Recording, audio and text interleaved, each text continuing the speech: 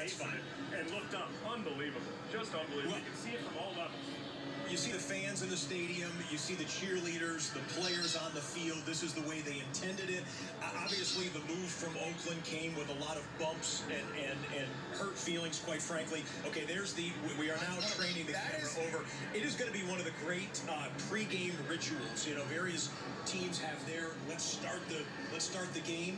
There's going to be a different either Raider legend or somebody associated with the franchise lighting that Al Davis flame to kick off each and every game with fans roaring. As James says, it's all black. That's the windows that I was talking about, James. Below that outside is where...